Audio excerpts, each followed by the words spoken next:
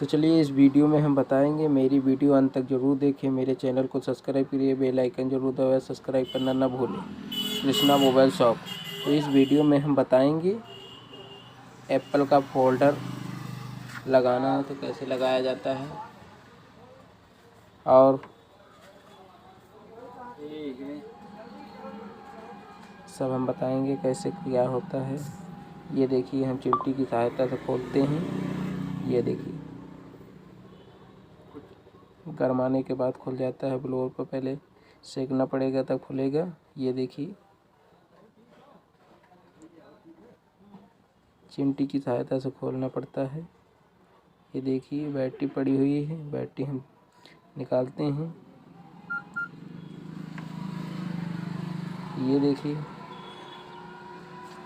नट और तार निकालते हैं चिमटी की सहायता से,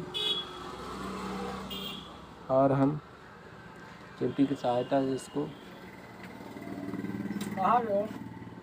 है नहीं दादा, ठीक है। भैया बता दो मोबाइल।